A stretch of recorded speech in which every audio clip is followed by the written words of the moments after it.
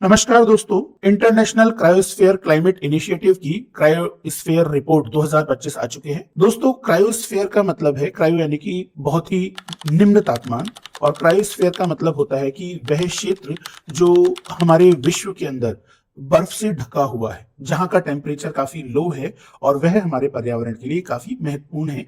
इसीलिए ये state of the cryosphere report हमें 5 घटकों पर क्रायोस्फीयर के बारे में बताती है। ये 5 घटक हैं हमारे आइस शीट्स, माउंटेन ग्लेशियर्स और उनकी बर्फ, पोलर ओशियन जो बर्फ से ढके हुए हैं, ध्रुवीय महासागर, समुद्रों की बर्फ सी आइस, और परमाफ्रॉस्ट। परमाफ्रॉस्ट यानी कि वह क्षेत्र जो कि पूर्णतः बर्फ से ढका हुआ है।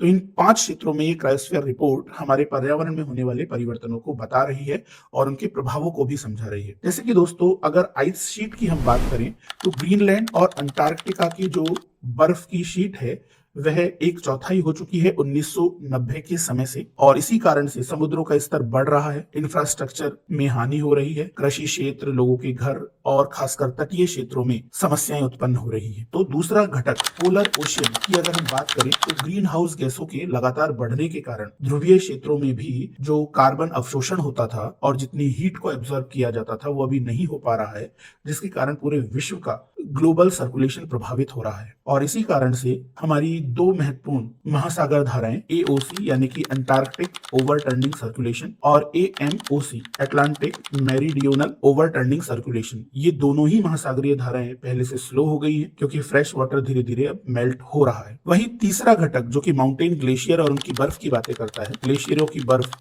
धीरे धीरे कम होती जा रही है, जिसकी वजह से 273 गीगाटन हर साल बर्फ कम हो रही है, जिससे जल की समस्याएं उत्पन्न हो रही हैं, खाद्य और हमारी आर्थिक एवं राजनीतिक सुरक्षा में भी कमी आ रही है। तो सी आइस यानी कि समुद्रों की बर्फ की बात करें तो जो मोटाई और विस्तार है समुद्रों की बर्फ का वो 40 से 60% घटता जा रहा है ध्रुवों पर। इसी के कारण आर्कटिक क्षेत्र है, वहां पर रहने वाली बर्फ जैसे वातावरण पर निर्भर होने वाली प्रजातियां बहुत तेजी से कम हो रही हैं।